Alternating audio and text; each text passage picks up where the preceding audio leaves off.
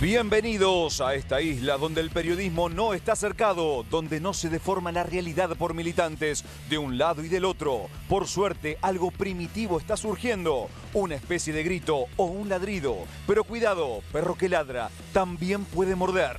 En la calle, donde las jaurías ya se están encontrando, o adentro, o sea, digamos, desde el canil.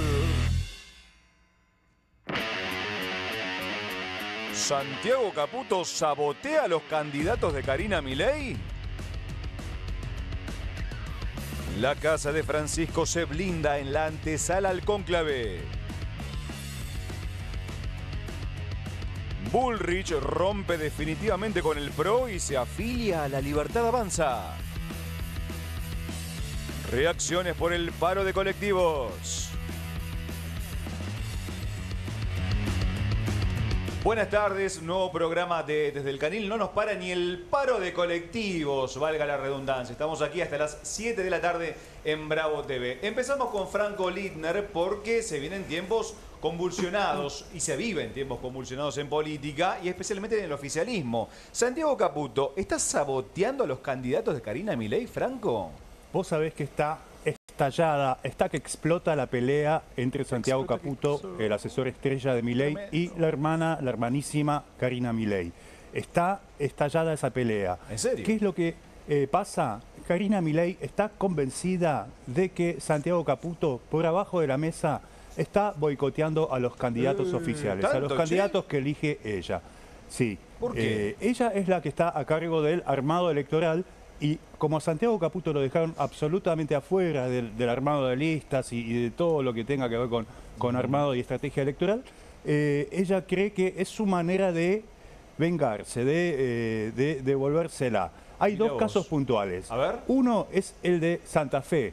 Recuerdan que hace unas semanas en Santa Fe, La Libertad Avanza, el candidato Nicolás Mayoraz, que eligió Karina y los dos Menem que están con ella, Lule Menem y Martín Menem, sobre todo Lule Menem, que es el que la secunda en la estrategia electoral, salió tercero. Tercero, un resultado pésimo. No se lo esperaban, ¿Quién le sacó votos a Mayoraz? ¿Quién? Amalia Granata salió cuarta, ahí a un pelito de Mayoraz. Sacó casi 12%, estuvo a un pelito de superarla. ¿Qué cree Karina? Que Santiago Caputo estuvo apoyando. En un principio, cuando empezó la campaña lo hizo, después se despegó sigilosamente, pero Karina cree que estuvo apoyando a Santiago Caputo hasta el final a Amalia Granata. Epa, ¿pero por qué Esa dice es la evidencia que creen tener los Menem, que cree tener Lule Menem y que se la susurró al oído a Karina Milei. Pero Franco, ¿por qué dicen eso? ¿Basado ¿Por qué? en qué? ¿Basado en qué? Claro. Primero, en que el apoyo al principio fue notorio. Y segundo, en que Amalia Granata es una vieja clienta de la consultora Move de Santiago Caputo. Ah, mirá, o sea, ya que hay una venía vieja la relación. claro. Fíjate lo que dijo incluso Granata después en estos días. Dijo que hay cortocircuitos entre Santiago hacía secas, porque hay mucha confianza entre los dos, entre Santiago y Karina Milei y los Menem, y dijo que Karina y Milei y los Menem creen que saben de política, pero demostraron con esta elección en Santa Fe que no saben absolutamente nada. Ay, ay, ay. A partir de ahí, a partir de la información que Lule Menem le susurra a Karina Milei, hubo un careo en Casa Rosada, en la oficina de Karina, lo hizo llamar a Santiago Caputo, estuvieron hablando del tema Santa Fe. Santiago Caputo dijo: yo no tengo nada que ver con Amalia Granata, yo la conozco obviamente, trabajé con ella en el pasado, pero no hice nada en esta campaña. Se hizo el otro, ¿no? Y Karina Milei, se hizo el oso. Y Karina Milei le dijo: bueno, ponele que sea así. Sí. Terminó medio fría esa charla. Ahora, Franco, dado que Granata terminó cuarta muy cerquita de Mayoraz, ¿no tenía razón Caputo en esto? Eso es lo que tratar dijo de después de la aliarse? elección Caputo también. Y ¿No sí. tendríamos que haber jugado con Amalia Granata? Claro, Y ahí es Lule lógico, Menem, ¿no? como dice, si vos jugaste con Claro. Granata. Vos jugaste solo, claro, lo habrá dicho. Hay otro caso que es que no tienen tantas evidencias, pero que hay pistas dando vueltas, que es el de Cava, la ciudad de Buenos Aires, Sí. donde el candidato de Karina es el Carino número 1, el vocero, Manuel Adorni. Pero ¿quién es el que le saca votos libertarios a Adorni? Un viejo amigo de Caputo, de Santi Caputo, que es Ramiro Marra, el legislador porteño. El acumulador de atunes. Es más, es tan vieja la amistad que Marra es el que lo metió en La Libertad Avanza a Santiago Caputo, es el que lo llevó, le abrió las puertas y hizo que hoy sea el principal asesor del gobierno. Después Karina con Marra. La cara de lista de La Libertad Avanza en 2023 cuando ganó Milei la Nacional. Exactamente. No es solamente un jugador que lo mete a Santiago Caputo a La Libertad Avanza, como vos decías. Es la cara porteña de... la cara de La Libertad Avanza en la Ciudad de Buenos Aires desde 2023. De hecho, hoy mide unos 5 puntos que son cruciales si no estuviera él en la cancha, para que Adorni le pueda ganar al peronismo, a Santoro, por ejemplo, o para que pueda superar con una buena ventaja a los Penato. Al Santoro malo. Al Santoro malo. Al Santoro malo, exactamente.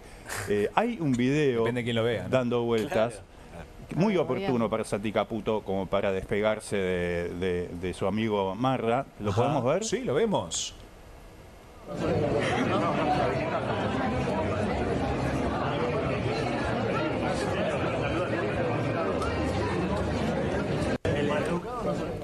Te lo cuento. Amigotes. Ahí le dice, maleducado no soy, le dice Santi Caputo a Marra, en lo que parece una escena de tensión. Sí, Esto es en la noche parece. del debate porteño, maleducado no soy. Bueno, Se acercó Marra, Marra lo quiso ir a saludar y Caputo lo ignoró ahora, totalmente. ¿cuál es la verdad de esta escena? A ver, el ¿cuál propio es? Ramiro Marra dice que fue sacada de contexto, que son 5 segundos lo que se ven ahí, y que antes, es verdad, se dieron un sentido abrazo, como viejos amigos que son. Son amigos. Entonces, hay sospecha, Karina, de que Santi Caputo tiene algo que ver con la candidatura de Marra. Es más, O sea, perdón, Sí. ¿que esto fue actuado? ¿Decís? ¿Lo que piensan es que esto fue actuado, esta parte? O hablaban de otra persona, no, quizás. No, pero le vino muy bien el video a Santi Caputo, como para decir yo con mi Marra viejo nada amigo, que ver. está todo mal. Mirá vos, cómo recortan todo, ¿no? Hay unos afiches muy extraños que salieron en estos días en algunas calles de la ciudad de Buenos lo Aires estamos que viendo. dicen Adorni, no dicen Adorni es Milei, lo que dicen es Adorni es Karina. Karina es un carino. Ahí los tenemos, los afiches. Sí. Eso no le hace ningún favor, Karina lo sabe, no le hace ningún favor a su candidato, porque Karina tiene una imagen negativa de casi Mala. 70 puntos. O sea, Tremendo ese dato. pegarlo a Adorni y a Karina es una guachada, digamos, Claro. es una triquiñuela política para mancharlo. Ahora, cruje Hay dos la interna, opciones. en serio, O fue ¿eh? Santi Eso lo- Caputo o fue Marra. Karina creo mirá que fue vos. ¿Tiene una Marra. firma arriba que no lo puedo ver? No, o? no, es una publicidad que estaba abajo. Ah, la de ok, abajo. porque Después hay viste otro que a que es- veces tienen una firma de que lo hizo tal No, Está la estos agrupación. tenían el logo de La Libertad Avanza nomás. Después hay otro que decía que Adorni es Libra y estaba También. al lado del Crypto Bro. Sí, yo Eso no también termino de dicen que entender fue si es a favor o en Marra. contra. No, la es una campaña. es en campaña contra, sucia, claro. es una Es en campaña contra de- De sucia. uno, Claro, chicos. porque Karina- De uno. Te hago una pregunta cortita, Franco. Ahora, si Caputo, si ahora Marra le quita votos a Adorni, digamos, y Caputo se anota un poroto más, porque si tanto Marra como Granata eran ¿Qué llegados es a lo que Caputo. quiere hacer Caputo con Claro, esto? claro. Pero quiere dejar en evidencia que Karina como armadora electoral No es muy no buena. le da. Y que tendría que haber sido él el que Claro. jugaba. Obviamente esto lo hace abajo de la mesa, según Por debajo Karina, de la porque mesa, diría Luis si no Miguel. sería traición al león, digamos, ¿no? Claro, Y en sí. la previa del armado en la provincia de Buenos Aires. Exactamente. La Ahí elección está más importante. La carta de Karina, capaz que tiene el ancho de espada, se lo tira en la mesa, se la pega en la frente y Caputo se quiere matar. Por ahí viene la cosa. Claro, exactamente. Cecilia Degli Innocenti. Bueno, mañana día importantísimo a nivel mundial porque comienza el cónclave a las 11:30 hora argentina. 11:30 de la Argentina. Faltan entonces menos de 24 horas porque son las 11:10 en este momento en Roma, que es donde van a estar puestos los ojos de todo el mundo en función del futuro sucesor del Papa Francisco, ¿no? Quizás más allá de que sea el jefe de la Iglesia Católica y es una de las 3 grandes religiones monoteístas, sabemos que Roma se convirtió en el epicentro de la política global en función del legado de Francisco, ¿no? Que siempre se presentó como este promotor del diálogo interreligioso, del diálogo entre líderes, también en función del derecho internacional humanitario. Bueno, todo el mundo va a estar mirando quién va a ser su sucesor. Y para esto, la Ciudad del Vaticano está prácticamente blindada.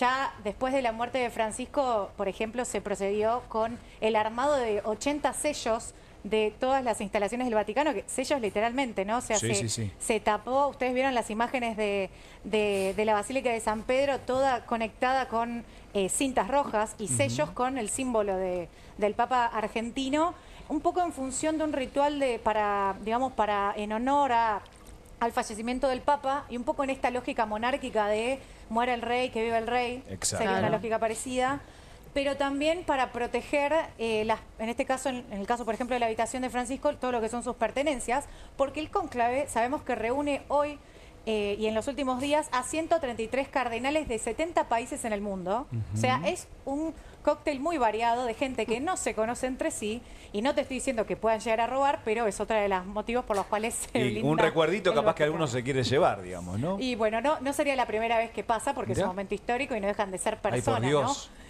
Pero más allá de eso, estamos hablando de un cónclave sumamente diverso, a tal nivel de que nunca se vio en la historia que fuese tan internacional, ¿no? 70 países son los que dan los 133 cardenales que van a elegir al sucesor de Francisco, de los cuales el 80% fue nombrado por Bergoglio. Estamos hablando de que hay una probabilidad de que haya cierta continuidad de su legado en función de los cardenales que hoy están convocados al colegio cardenalicio, ¿no? En un evento que, como decía Fede, creo que va a ser muy interesante de seguir y puede llegar a durar más de un día, así que hay que ver qué pasa. Tremendo. Ceci, no, le quería preguntar, digo, ¿cuánto influyen los gobiernos, los países que envían a estos cardenales en la elección? Digo, ¿hay alguna posibilidad de que puedan intervenir, digamos, desde afuera o de alguna manera en la elección? En general, no, sí se toma como quizás un gesto más político, pero a los cardenales los eligen los papas. Eso funciona un poquito como una monarquía parlamentaria, el Vaticano, porque es además un Estado, ¿no? Y funciona como tal, y se seleccionan en función de un montón de motivos los cardenales, según las diócesis, digamos, más importantes de un momento determinado de la historia, ¿no? En el caso de la elección, por ejemplo, de Francisco en el 2013, o sea, Francisco lo eligen y fue una sorpresa en principio, pero tuvo que ver un poco con el tacto de los vientos de la época, ¿no? Claro. Es decir, en ese momento, ¿qué era lo que más le convenía a la Iglesia Católica en función de distintas corrientes mundiales? Entre ellas, por ejemplo, el avance de las iglesias evangelistas en América Latina, y además, ¿no? Hoy obedece un poco eso también. Claro. Perdón, Fede, ya te dejo. Si bien tiene un componente fuerte espiritual, hay una lectura también política. Claro, y aparte recuerdo que la iglesia estaba cercada, aún hoy está cercada, por los escándalos de abusos contra menores. También la figura de Bergoglio vino como a limpiar cierta imagen oscura que tenía la iglesia. Ahora, con respecto al cónclave que empieza mañana, hay dos clases de candidatos, los que siguen la línea Francisco y los que quieren una iglesia más conservadora. ¿Cuáles serían los principales candidatos de cada una de estas corrientes? Podríamos decir que los candidatos de Francisco son los más fuertes, son los más papables, como le dicen los medios de Italia, ¿no? Y que todos además tienen una estricta cláusula de confidencialidad, porque hay una de chusmerío tremendo. Están todos reunidos en la residencia de Santa Marta, la residencia que eligió el Papa Francisco, que es muy modesta para vivir, que en general alberga a los cardenales que, digamos, que se van como de una especie de vacaciones por unos días, generalmente 15 días o un poco más según lo que dura el cónclave. Van a estar todos reunidos ahí. Los que mencionaba, los opositores a Francisco, todo el ala facciosa ultraconservadora que abiertamente está en contra y hasta hizo rosca en la curia romana en contra de Francisco a lo largo de sus años, de sus 12 años de papado.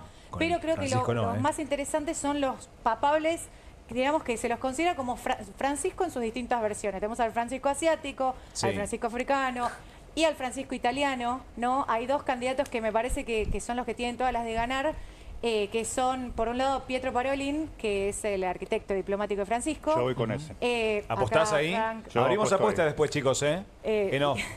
Y tenemos también, bueno, claro, porque depende de lo que a uno le guste. Hay tres italianos No, fuertes, ¿no? Claro, pero Ningún alemán. Parolin y Zuppi, y Matteo Zuppi, que es el titular de la Conferencia Episcopal Italiana, son los dos que más representan el legado de Francisco, de un lado, digamos, de la defensa de los vulnerables y desde el lado de la retórica más de la geopolítica. Es decir, esta apertura y este pedido por el fin de la guerra, de la Tercera Guerra Mundial y etcétera. Y después de 47 años, el Vaticano, que se rige por la normativa italiana y tiene una fuerte regambre cultural, obviamente, en las tierras del ex imperio romano, hay una sensación de que el futuro papa puede llegar a ser italiano después de 47 años de haber tenido otros papas, entre ellos un alemán, Claro, un exacto. argentino. Aparentemente le toca un italiano. O sea, veremos. va a ser, pues decimos un italiano, pero en realidad es un europeo, puede ser. Pero o ellos se dividen. Claro, O sea, Es ahí está el italianos tema, y ¿no? resto de ¿Por qué Europa. no europeo? El alemán no anduvo muy bien. No. No. España también no, está sí, bregando por un igual- papa. hay un igual, húngaro perdón. también, Sí, cercano sí. a Orbán, raro. Esta es la primera vez, vos decías que participan tantos países porque es la primera vez que también se empieza a globalizar algo que es global, digamos, se empieza a asumir que es mundial la Iglesia Católica y que no es solamente europea, como me imagino los primeros cónclaves eran solamente de los italianos, después empezó a ser de los europeos y ahora es mundial. Claro. Sí, totalmente, y sumando un poquito de eso, por eso decía que no es casual que Francisco haya sido elegido por sorpresa en 2013. Como decía, tenemos al Papa asiático que es muy simpático. Sí, Al Tagle, ¿no? googleenlo, es muy simpático. Y por otro lado a Richard Tucker, que es uno de Ghana, que también es muy nombrado. Eso te pero quería hay uno preguntar. final, Fede, que te va a encantar. A ver. El último candidato para ser sumo pontífice, Donald Trump. ¿Donald Trump? Se ofreció, ¿En serio? lo vemos en pantalla, se ofreció para ser Qué bárbaro. papa. Liberation Bueno, Day. ustedes parte saben 2. esta manera de comunicar del presidente de Estados Unidos. Ofendió a infinidad de personas, pero a él no le importó y él mismo dijo, ¿por qué yo no? Igual puede ser, ¿o no? ¿Puede ser candidato? claro que digo no. yo. Puede hacerlo. No puede es ser. católico. Ni siquiera No es católico. No es católico, claro. No. Si fuera católico No, bautizado, Melania sí. es católica. Él es protestante, pero la lectura, como siempre, política ha sido muy criticado porque es como una especie de mensaje al sumo pontífice después de que Francisco criticara mucho las deportaciones. Mañana empieza el cónclave y vamos a estar mirando todos a ver quién va a ser el próximo papa. También los ojos están puestos a nivel local en esta ruptura, en esta... A ver, ¿cómo se diría? Se acabó lo que se daba, porque Patricia Bullrich se alejó de las filas del PRO y se acercó y se afilió a la Libertad Avanza. Julián de Imperio. Exactamente, Fede, crónicas de un final anunciado, quizás porque lo habíamos contado de hecho hace un mes en este programa. Era quizás el gesto final que necesitaba o que esperaba el gobierno de su ministra de Seguridad. En este preciso momento está habiendo un acto en el barrio porteño de Recoleta donde justamente Patricia Bullrich, acompañada de Karina Milei y Manuel Adorni, va a afiliarse formalmente a la Libertad Pon el Avanza. gancho. Eso significa que, por supuesto, va a desafiliarse del PRO, del partido de Mauricio Macri, uno en menos. medio de una tensión latente por la campaña electoral, especialmente en la ciudad de Buenos Aires, ¿no? Recordemos que hace un mes la veíamos muy presente a Bullrich cuando hubo inundaciones en Bahía Blanca, cuando fueron las protestas más fuertes con incidentes en las inmediaciones del Congreso de los Jubilados. Era como que ella de alguna manera le servía para evitar la exposición del presidente, contenía un poco esa erosión y aparte era una ministra que tenía o tiene todavía la funcionaria que mejor imagen tiene del gobierno. Mirá. Entonces, por eso era que Karina Milei había elegido a Patricia Bullrich como quien encabezara la lista porteña. Finalmente Bullrich dijo que no, fueron a buscar a Manuel Adorni, pero por esta imagen que ostenta Bullrich es por el motivo por el cual siguió poniendo la cara durante toda la campaña y acompañando a los distintos actos a el candidato al vocero presidencial, a Manuel Adorni. Sí. Juli, ¿y dijo algo Mauricio Macri, el presidente del PRO, al respecto? ¿Tuiteó algo o todavía se está Todavía- pensando qué va a decir? Todavía no, bueno, es cierto, en el PRO había una discusión interna de si echarla antes o no.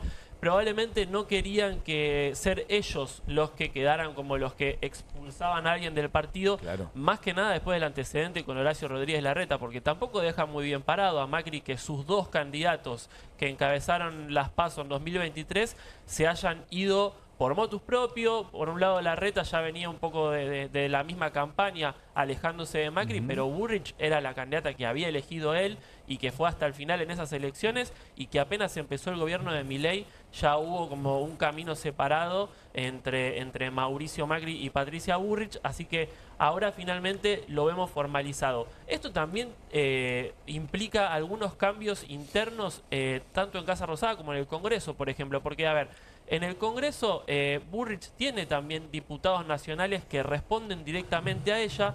El PRO es un partido que acaba de fusionarse con el MIT de Oscar Sago y era hasta el momento la segunda minoría. Entonces ahora con 2 diputados, estamos hablando de 2 santafesinos, Chupitaz y Razzini, que se fueron armando un pequeño bloque federal, pero por diferencias en cuanto a la agenda que tenía el PRO y por estar mucho más cercano a Patricia Bullrich, de alguna manera le va quitando poder de a poquito. No sé si nace el burrichismo, pero sí Bullrich va empezando a mostrar cuál es el poder que tiene, cuáles son los diputados que responden a ella y cómo va migrando de a poquito a su gente hacia la Libertad Avanza. Lo mismo pasaba hace también algunas semanas con las votaciones de diputados que siguen en el PRO, pero responden a Bullrich. Estamos hablando de Damián Arabia, de Sabrina Smechet. Bueno, son diputados que de alguna manera intentan mantener la sintonía porque el jefe de bloque es Cristian Ritondo, que está encabezando las negociaciones en la provincia de Buenos Aires, donde se supone que tendría que haber unidad, o por lo menos eso es lo que espera la Libertad Avanza. Se hacen malabares esos diputados. Exacto. Están con Entonces, un lado y el otro. Están intentando cuidar que no haya una división fuerte a nivel nacional en el Congreso. ¿Qué más? Bueno, por otro lado, los diputados que responden, o los legisladores de la provincia de Buenos Aires que responden a Bullrich, y también por otro lado, lo podemos ver hasta en las listas de Manuel Adorni. Juan Pablo Arenaza fue el jefe de campaña de 2023 de la campaña de Bullrich. Hoy está, no me acuerdo si cuarto o quinto en la lista de Adorni, pero va a ser legislador porteño y representando un poco la línea burrichista de la que estamos viendo cada vez crecer un poco más. Este es el 6º partido en la carrera de Patricia Bullrich. Uno más y le regalan una pizza, me parece. Contemos, ¿no? mirá. Bingo, ya puede cantar. Para Macri. No, arrancá antes, peronismo. Es un montón. Mirá, bueno. Tenés peronismo, porque me dice la Rúa, Unión por Alianza. Todos, Coalición Cívica Ari, PRO, Alianza, La Libertad Avanza. 6 partidos. Pero Uno no más y es le dan casta. pizza gratis. No es casta. ¿Pizza gratis dijiste? Y sí, me No imagino, sabía. viste que a los 7 te dan El una séptimo pizza. partido, Sí, claro, me imagino se convierte que en sí, lobo, ¿no? en Le lobizón. dieron una candidatura a presidenta que, bueno, terminó Y finalmente. no contaste bajando. montoneros, perdón. No, por eso. No, Pero hay que Contame, reconocerle que ella Juventud la vio peronista. igual, ¿eh? De a uno, chicos. Ella la vio, para mí, Claro. cuando hizo la campaña. Bueno, pero vamos a darle un poquito de tiempo a Bullrich. Capaz que todavía es muy joven y no encuentra su lugar en el mundo, ¿no? Ideológico. Pasó por todos. Bueno, Natalia Vacarezza, reacciones de un día agitado, paro de colectivos que continúa, salvo algunas líneas que están funcionando, pero alto acatamiento a nivel nacional, Nati. A ver, podríamos decir que es el tema más importante del día para los argentinos que hoy intentaron ir a su trabajo, salieron, no pudieron llegar o tuvieron que cambiar de alguna manera su forma de trasladarse, ¿no? En la ciudad de Buenos Aires, en la provincia de Buenos Aires y en todo el país. Este paro que, a ver, podríamos decir que empieza con un conflicto gremial en el que involucra a las cámaras empresarios, al Estado Nacional, porque es el que se sienta en esa mesa de negociación para determinar, de definir lo que es la paritaria nacional. Una paritaria de los gremios de colectivo que está frenada desde enero. ¿Sí? No es que estamos hablando de que hace un mes que no tiene una recomposición salarial. Hace 4 meses que están pidiendo una recomposición salarial. El gobierno definió en algún momento que las paritarias iban a estar alrededor del 1,5%, en algunos casos hasta, en algún momento pusieron el 1 de tope, después estiraron a 1,5%. Le están ofreciendo 6% a la UTA, al gremio que también se está sentando a negociar.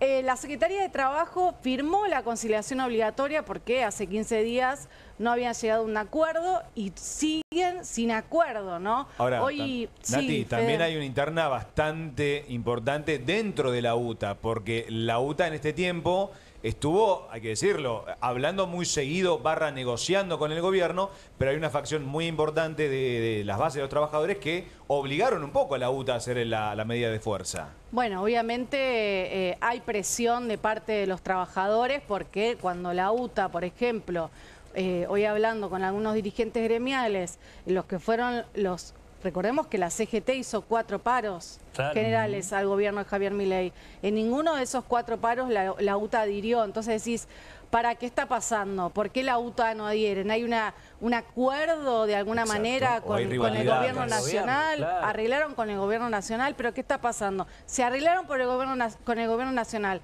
¿Por qué no nos están homologando la paritaria? Sí que estamos reclamando en la Secretaría de Trabajo 1.700.000 pesos, que es lo que está pidiendo de base de un salario de un colectivero. Hay un tema también ahí, Nati, me parece, que es que el gobierno, si avala esta paritaria, está admitiéndole a todos los argentinos que necesita un trabajador 1.700.000 pesos cuando le da a un jubilado 300.000 y por ir a quejarse de eso lo faja cada semana. Entonces, me parece que está esto en juego también para el gobierno nacional. Le sirve una UTA adicta, pero cuando las bases reclaman mucho, los gremialistas tienen que salir a hacer algo y el gobierno no puede acatarle, no puede avalar una paritaria de esa magnitud, que es lo que se necesita un trabajador realmente igual, ¿no? Por parte del gobierno, pidieron tiempo en la negociación porque se había ido, lo echaron al secretario de Transporte en el medio... Que no pudo parar la medida de fuerza.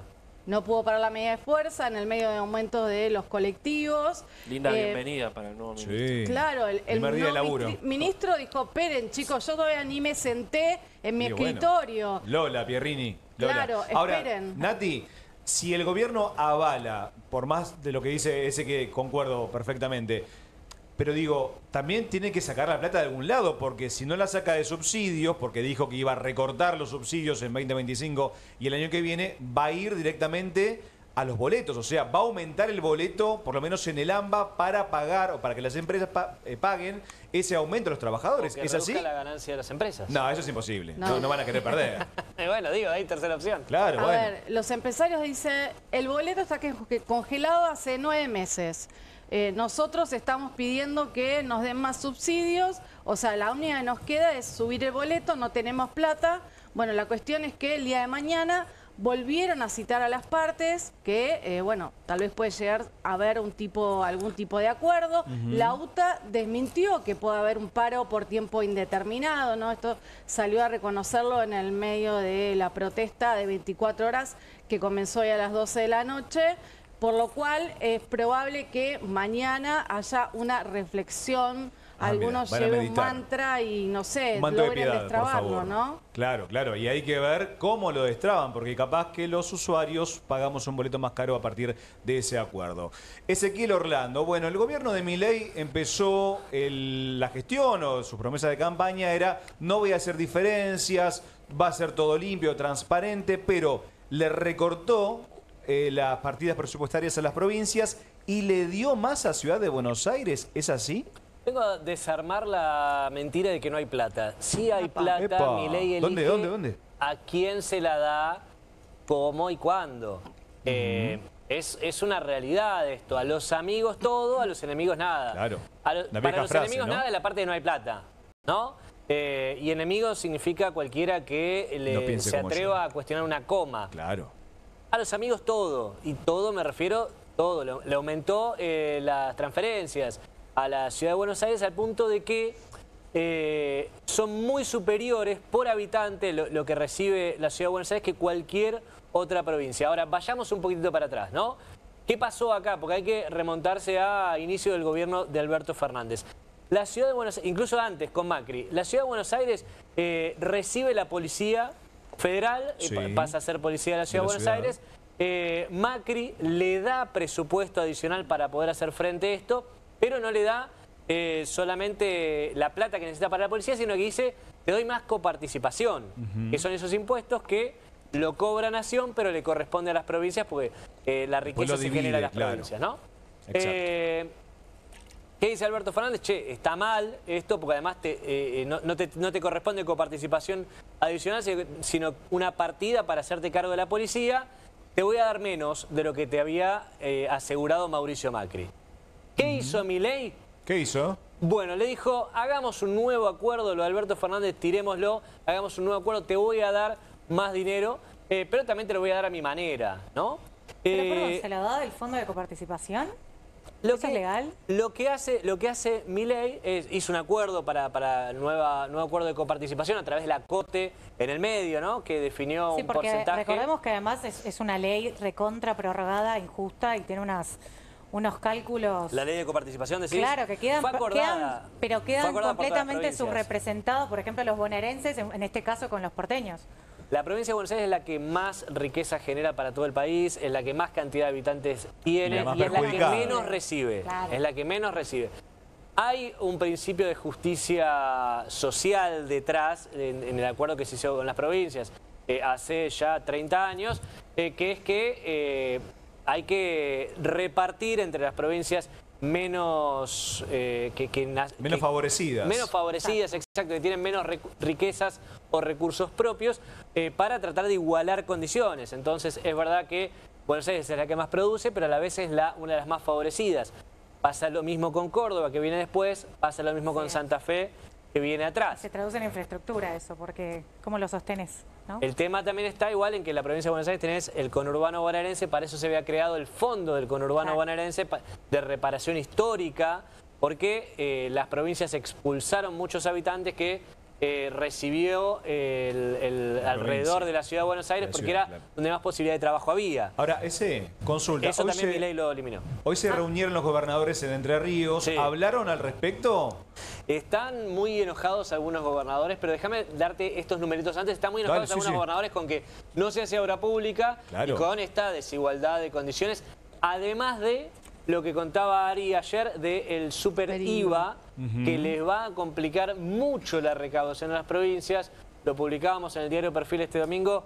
Un billón de pesos, o sea, 1 millón de millones, es lo que van a terminar recaudando menos las provincias, además por otras modificaciones en los anticipos de impuestos que está haciendo Luis Caputo. Es mucho el dinero que le están quitando a las provincias, ellos dicen nos lo están robando, y eso fue parte de la agenda de hoy, además de los aportes discrecionales que hace Milei y la no infraestructura.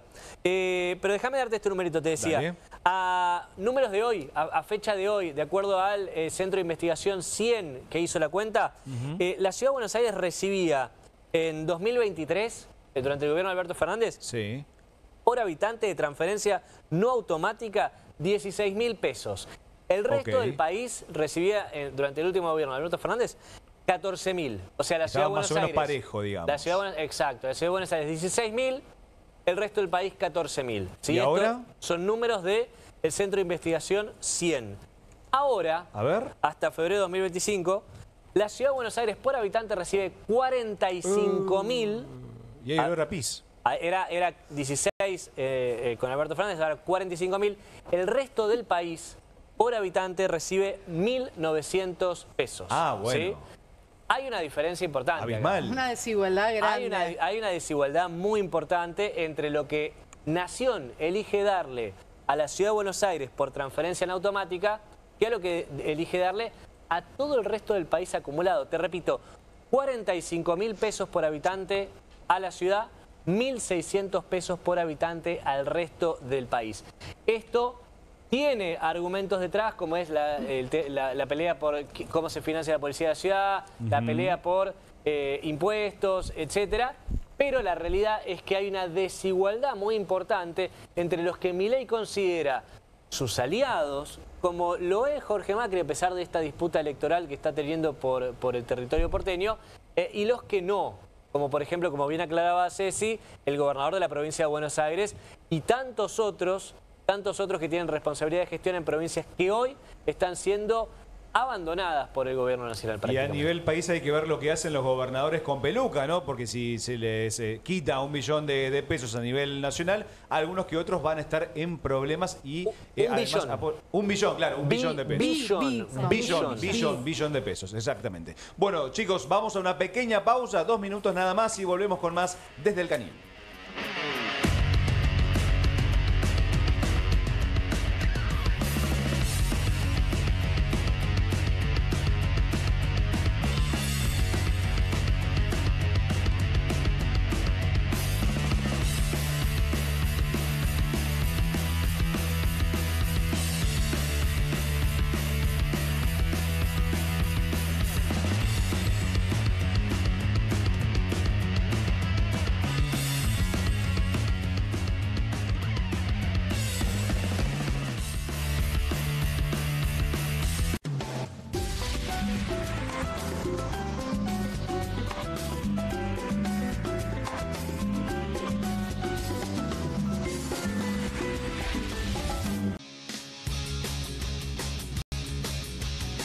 Soy Casta, con la conducción de Carmela Bárbaro.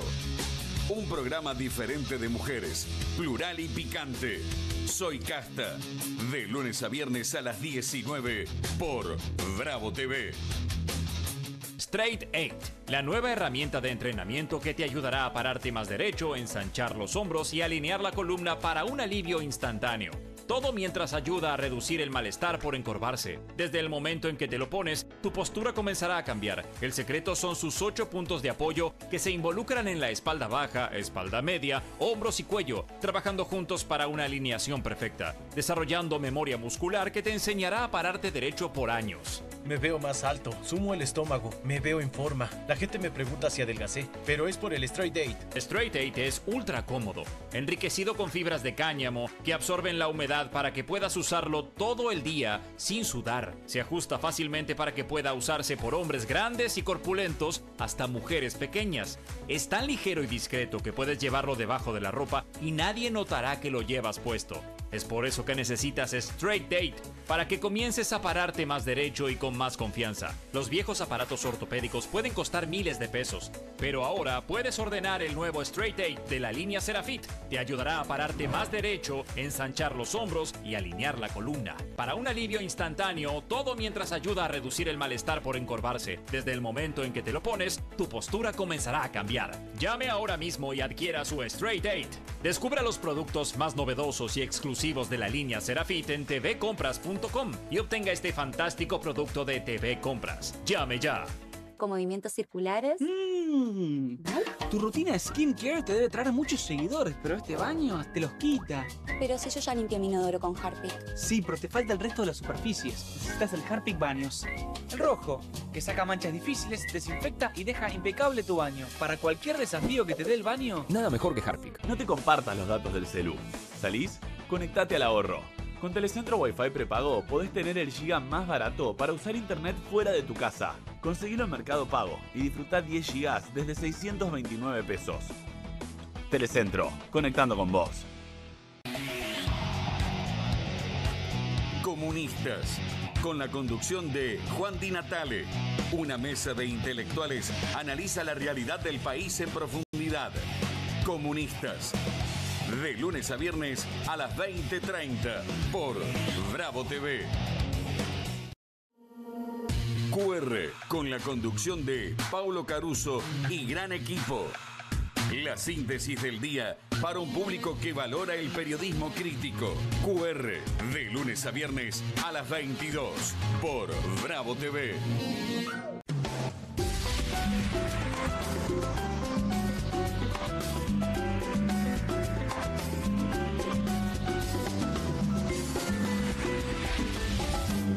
Segundo bloque desde el Canil. Vamos a empezar a hablar, vamos a seguir hablando del Papa Francisco, ese símbolo para la historia argentina y mundial. Pero había una vez que el Papa Francisco era Jorge Bergoglio y era atacado por los K, sí, a niveles estratosféricos, Franco Littner. ¿Vas a contarnos de la vez que los K impidieron que fuera Papa Bergoglio?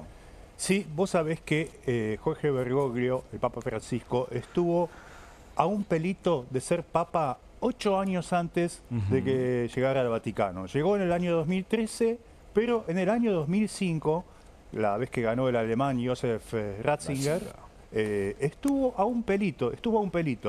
En el medio metieron la cola los K, ahora les voy a contar, que eran gobierno en ese momento.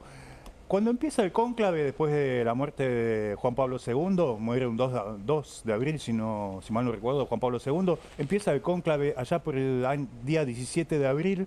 En la primera votación sale primero el alemán, Ratzinger, y sale segundo un italiano jesuita como Bergoglio, que se llamaba Carlo Maria Martini, como el aperitivo, Carlo Maria Martini. ¿Qué pasa con Carlo Maria Martini? Tenía Alzheimer, era público. Entonces abdicó y dijo, mi voto va a los que me votaron a mí. Acá tienen otro jesuita, Jorge Bergoglio, argentino, lo recomiendo. ¿Qué pasó en la segunda votación? En la segunda votación volvió a ganar Ratzinger, pero no con los votos necesarios. Vos sabés que necesitas 2/3 del total de los votos para llegar a Papa. En Papa, Tuvo unos 50, 55 votos. A 10 o 15 votos, a 10 votos se ubicó Bergoglio. La sorpresa, con 40 votos, ahí casi en segundo lugar. Ya el diario Le Monde es el único medio internacional que ya lo había mencionado antes del cónclave como uno de los 5 posibles papables. Cuando pasó eso, cuando Le Monde publicó eso, los Kirchner en alerta dijeron, estallaron. Dios nos salve de que este tipo, al que nosotros llamamos el jefe espiritual de la oposición en la Argentina, llegue a papa. Si lo tenemos allá como papa, nos va a hacer la vida imposible. Claro. Entonces pasaron 2 cosas después de que Le Monde dijera que era papable y después de esas votaciones donde Bergoglio sorprendió con un segundo lugar muy cerca de Ratzinger. Una es un mail desde una casilla anónima que llegó a las casillas de mails de todos los principales sacerdotes cardenales del Vaticano. A ver, ¿Qué tenía ese mail? Tenía un resumen, los highlights de una nota de una serie de notas de Horacio Berbisky en página 12, donde Berbisky lo acusaba a Bergoglio de haber sido un cómplice, un colaboracionista de la dictadura militar. Fuerte. Sí, decía que había entregado prácticamente a 2 sacerdotes de la compañía jesuita. Bergoglio, recordemos, era el jefe de la compañía jesuita en Argentina. Hablaba de Jalix y Iorio. Y esa información llegó al Vaticano en las mismas horas en que se estaba definiendo todo. Y cayó como una bomba, me imagino, ¿no? Como una bomba. Esa nota de Berbisky, aclaremos, cuando el Papa llegó al Vaticano en el año 2013, desapareció del archivo. Lo aclaró el propio Berbisky, dijo, ¿sabes qué? La borré yo mismo porque estaba harto de que la plagiaran, de que se basaran en esa información. Justo ¿Pero cuando Cristina se reconcilia con Bergoglio. Esa nota no existe más. Qué casualidad. Ahora, ¿qué es la segunda cosa que pasó en esos días?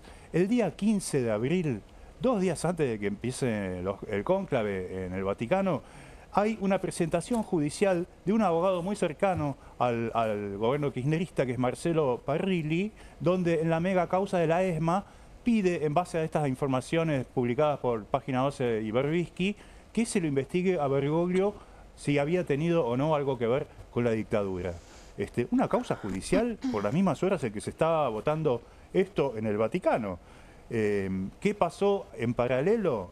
A ver. Pasó que Bergoglio se dio cuenta que esos 40 votos que había obtenido en realidad eran una resistencia a Ratzinger, al alemán Ratzinger. No era 100% por él, sino en contra de... Charlando con otros cardenales importantes, decía, dejen de embromar con mi candidatura porque yo no quiero llegar de esta manera, no quiero llegar porque ustedes no quieren que llegue Ratzinger. Años después, Bergoglio dijo que era una maniobra en toda regla. Dijo, a mí me usaban para que no llegue Ratzinger y después ellos tenían un italiano que iban a poner. Eso lo dijo años después. En ese momento no lo sabía, pero estuvo muy cerca de ser papa aquella vez. Después ya, con todo lo que pasó en el medio de la causa judicial, la información de que había sido colaboracionista de la dictadura militar y los propios temores de Bergoglio de no llegar de una manera que él quería, claro. Que él quería, se terminó diluyendo en la tercera votación o cuarta votación esa candidatura de Bergoglio y Ratzinger llegó a los votos necesarios para ser papa. Pero estuvo a un pelito, solo que los K en el medio hicieron algunas cosas. Igual estaba escrito, ¿no?, que tenía que ser papa Jorge Bergoglio. Cecilia Degli Innocenti, bueno, hay algo que avanza en Europa y es la derecha, ¿sí? ¿Derecha recalcitrante?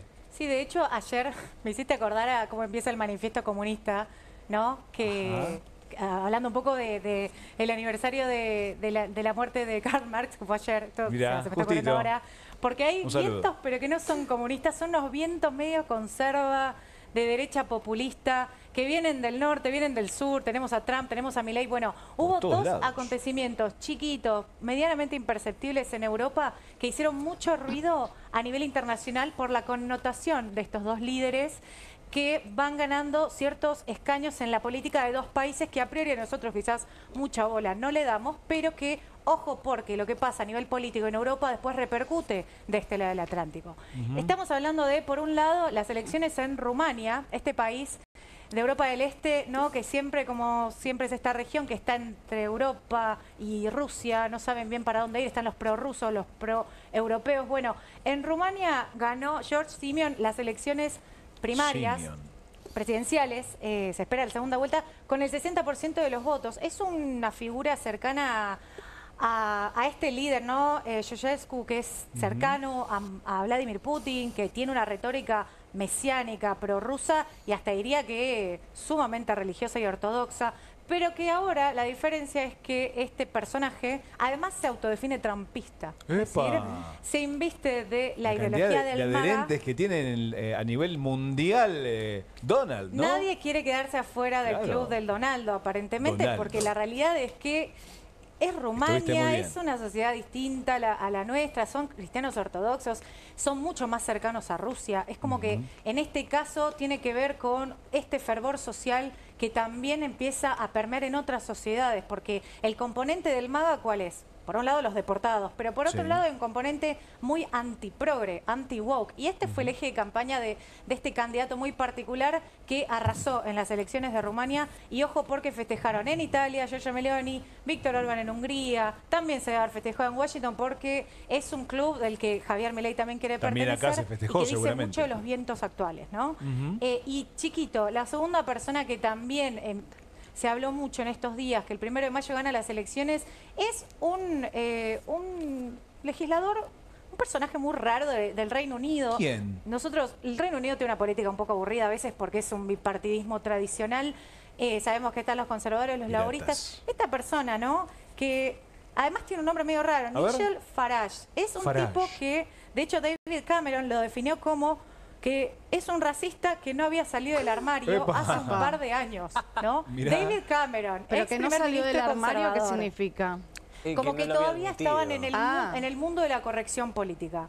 Este personaje ganó un escaño en el Parlamento británico. Pareciera que a priori no nos dice nada porque seguimos todavía en este bipartidismo que domina la política de ese país. ¿Es el Milei británico?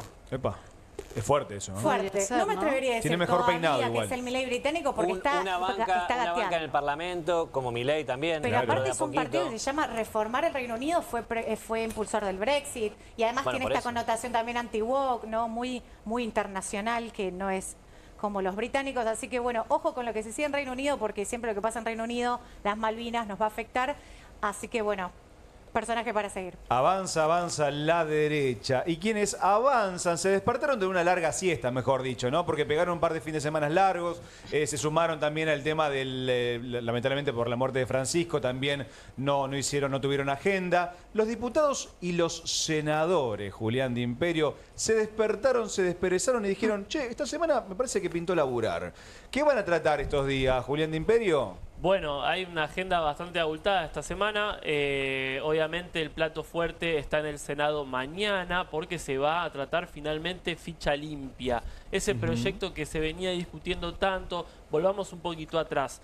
En diputados... ¿Sale o no sale? Es un proyecto, mirá, hoy ¿sale o sale? El gobierno dice que tiene... mentira, el gobierno no, el PRO, que es el quien impulsa este proyecto, realmente... Están inquietos los del PRO. Dice que tiene los votos, pero... Te digo, Fede, a último momento hay algunas jugadas un poco polémicas de Casa Rosada. Están levantando el teléfono, llamando a algunos gobernadores pidiéndoles que no den quórum para que se caiga ficha limpia. ¿Pero por qué? El gobierno justamente debería estar atrás o en consonancia con el PRO para avanzar y sacarla a Cristina Kirchner del medio, por así decirlo. Sí, yo te diría dos cuestiones ahí. Primero que nada, recordemos, la campaña en Cava está recontra nacionalizada. Hay un debate tremendo entre lo que propone Manuel Adorni y Silvia de los Penato en el PRO. Este proyecto de ficha limpia justamente es de la diputada Silvia de los Penato. Entonces, en La Libertad Avanza no quieren justamente en la ciudad de Buenos Aires, digamos, darle una victoria que después termine siendo un caballito de batalla para la campaña de los penatos. Decir, bueno, somos nosotros. Es un lema, es Juli, el lema, realmente. Ficha limpia en la ciudad, es el lema de los penatos. Totalmente. Es la propuesta de ellos. Es la propuesta. Dar ese gol a los penatos. Exactamente. Digamos. Y por otro lado, después también se especulaba un poco más allá de eso, de si no querían que después Cristina saliera a decir me proscribieron o darle, digamos, ese juego. Más allá de que cuando se habló de una posible candidatura de Cristina Kirchner, se hablaba de en provincia de Buenos Aires, donde no hay ficha limpia y donde ella, si saliera a este proyecto el miércoles, que ya tiene media sanción en diputados, no impediría que Cristina se presentara, por ejemplo, en la tercera sección. Exacto. Ahora bien, si aún así saliera ficha limpia y Cristina quisiera jugar a nivel nacional, hay algunos juristas que están diciendo, che, pero la ley no puede ir para atrás, se puede apelar.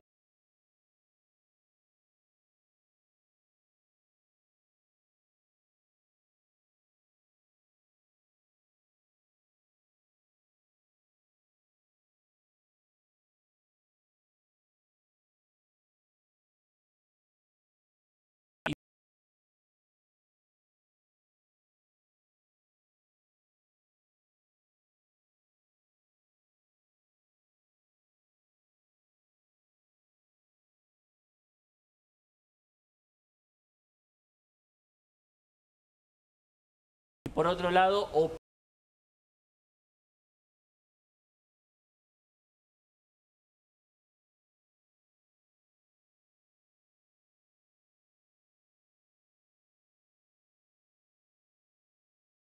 operan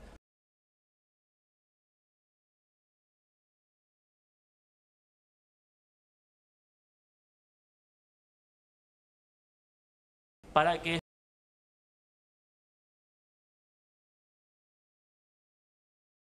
esta ley compre en el Senado. Ahora, Juli, también diputados empieza o avanza con este proyecto, estos proyectos de una nueva moratoria para los jubilados. ¿Es así o también se va a trabar en la Cámara Baja? Los proyectos que Milei diría degenerados fiscales, bueno, porque atentan un poco el modelo económico de ajustar, básicamente, ¿no? Este gobierno.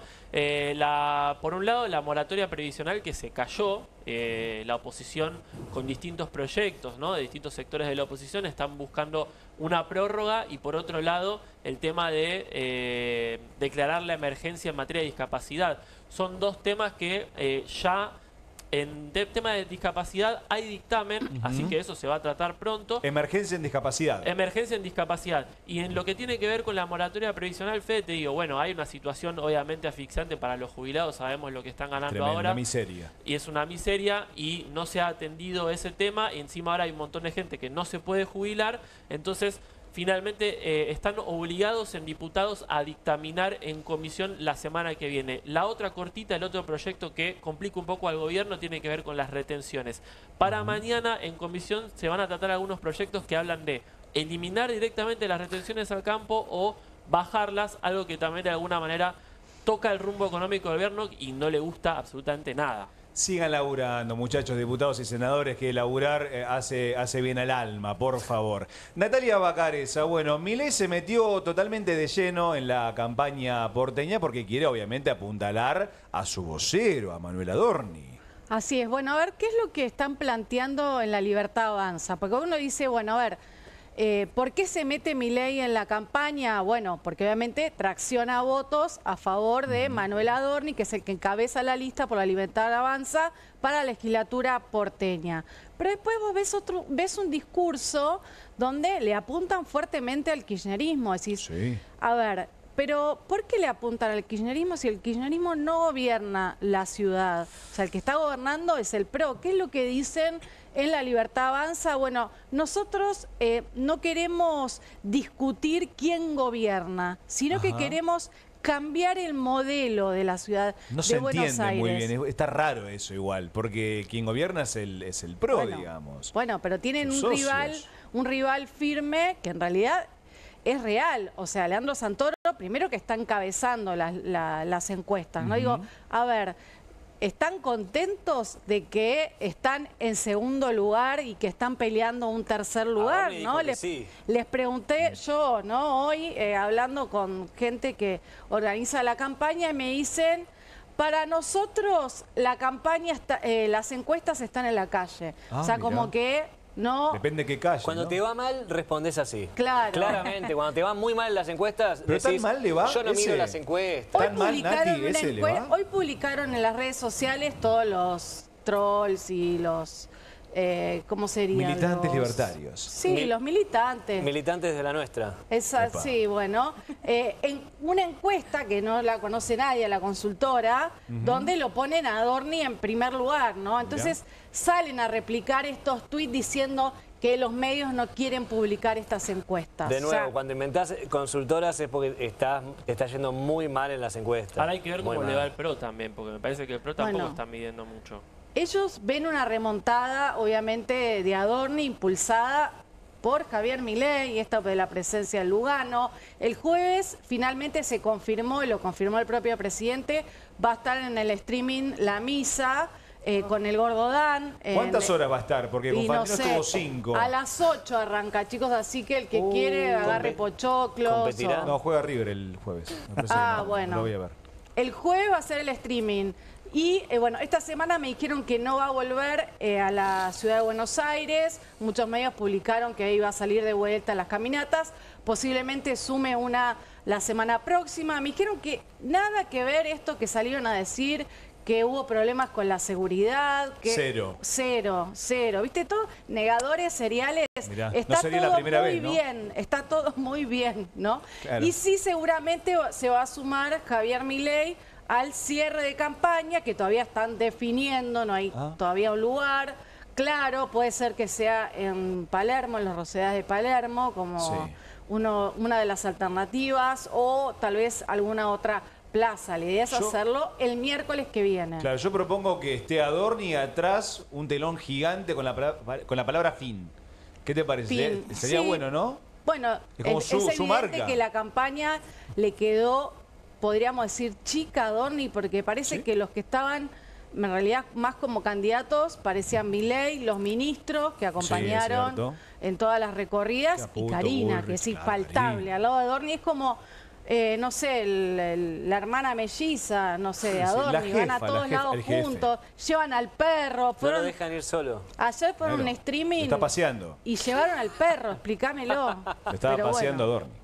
Bueno, veremos cómo va a ser el acto de cierre de campaña de Manuel Adorni con Javier Milei. El tango decía, cuando no tengas ni fe ni yerba de ayer secándose al sol, diría Discépolo en Gira Gira. Ezequiel Orlando, los argentinos, viste, tremendo, no consumimos yerba. Ahora, lo único que nos falta, nos sacaron la carne, nos sacaron las verduras y ahora también la yerba. ¿Qué pasa? Veía críticas en Twitter que en el Eternauta no tomaban mate, capaz por esto, porque no pueden pagarlo. Tremendo. ¿Cuánto cuesta la yerba que ustedes compran? Les propongo que lo busquen en su casa. ¿Medio kilo? No, el kilo, por kilo. 4.000 y algo. ¿Entre 3 y 5? Ponele. Sí, más o menos. 3 y 5, bueno, los productores, la hoja verde, se la pagan entre 250 y 300 pesos el kilo. Una miseria. Menos del 10% de eso, por eso cayó mucho la cosecha de yerba. Esto tiene que ver con que los precios que le dan a ellos, que es esto que te decía, están muy bajos, mientras que el consumidor va y paga en el supermercado un delirio respecto a lo que estaba un año y medio atrás, incluso, ¿no? ¿Y a qué se debe esto, Bueno, hay muchos factores. Uno de los principales es la desregulación que planteó el gobierno en todo el sector. Y además la concentración, por supuesto, ¿no? La concentración entre pocas empresas que pueden definirle al consumidor lo que quieran, el precio que quieran en la góndola. Y la cadena de valor, porque ¿cómo se compone el precio? ¿Cómo vas de 300 a 3.000? Bueno, ahí está el tema, ¿no? Hay también otro factor que es que Misiones tiene mucha producción y después Corrientes tiene mucha producción, ¿no? El proceso de manufactura, digamos, ¿no? Entonces, ahí tenés bastante concentración entre los actores, muy atomizado la cuestión en el campo a mayor concentración a medida que va bajando en la cadena de producción de la yerba. ¿Ese tiene que ver con la estacionalidad de esto o No, ya el precio queda así por especulación, porque la ruta se encareció, digamos? No es cuestión de la época del año, tiene que ver, insisto, con varios otros factores, la desregulación de Milei y la concentración de oferta. Porque también esto afecta no solamente el consumo nuestro, que cayó al nivel más bajo desde 2016, cayó a...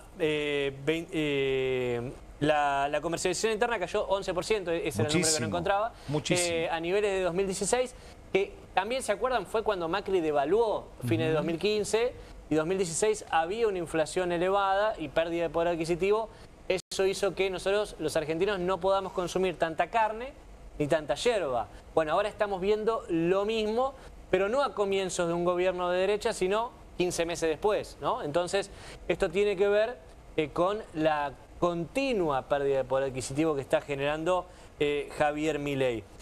También cayeron no solamente las ventas internas, que es lo que nos preocupa a nosotros, sino a Luis Caputo debería en este momento estar un poco agarrándose la cabeza por la baja en las exportaciones. Mirá, ni siquiera vendemos. Ni siquiera vendemos tanto, ¿no? Y si importamos 15% cayeron.